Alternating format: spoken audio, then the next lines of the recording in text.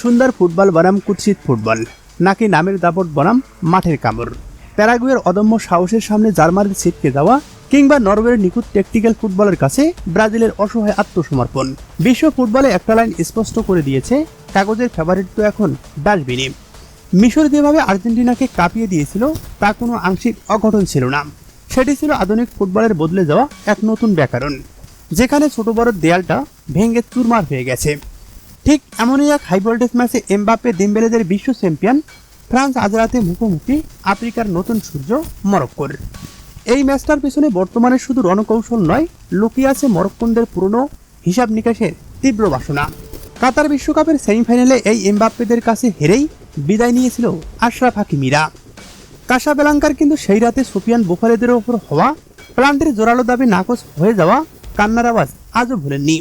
এর ওপর যোগ করা যায় দেশবাসীর শতাব্দীর প্রাচীন ঔপনিবেশিক ঐতিহাসিক অতীতকে। ফলে ফ্রান্সের অভিজাত্যের সামনে মরক্কোর এই প্রতিশোধের আগুন আজ ম্যাচটাকে এক অনন্য বারুদে রূপান্তর করেছে।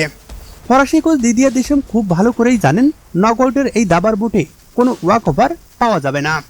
মরক্কো কেবল রূপকথার কোনো দল নয়, তারা এক নিরেট টেকটিক্যাল পাওয়ার।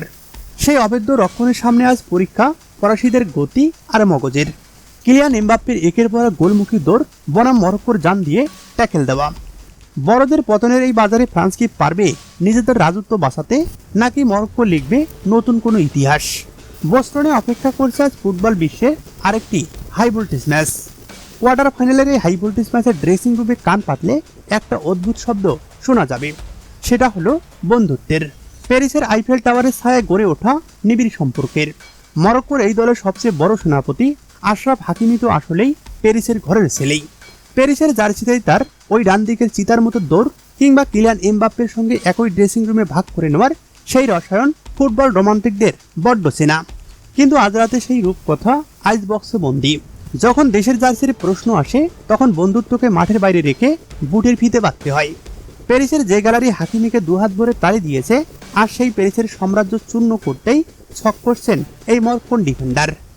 এমবাপ্পের শক্তির জায়গা, দেম্বেলের ডিবলিং এর দুর্বলতা, সবই তো আছে হাকিমের নখো দর্পণে। নিজের প্রিয় ক্লাবের সতীর্থদের আটকাতে হাকিমি আজ কতটা নিষ্ঠুর জাদুকর হয়ে উঠতে পারেন, তার উপরেই নির্ভর করছে মরক্কোর ভাগ্য। বন্ধুত্বের এই সেনা স্রোত আর মাঠের ভেতরে নিঃশব্দ মনস্তাত্ত্বিক লড়াই আজ ম্যাচটাকে এক পরম নাট্যরূপে দাঁড় করিয়ে দিয়েছে। শেষ পর্যন্ত কে হাসবে শেষ হাসি, এই লড়াই দেখতে মুখিয়ে আছে গোটা বিশ্বের ফুটবল সমর্থকরা। তো দর্শক, শেষ পর্যন্ত কে যাচ্ছে সেমিফাইনালে? জানিয়ে দিন আপনার মূল্যবান মতামত।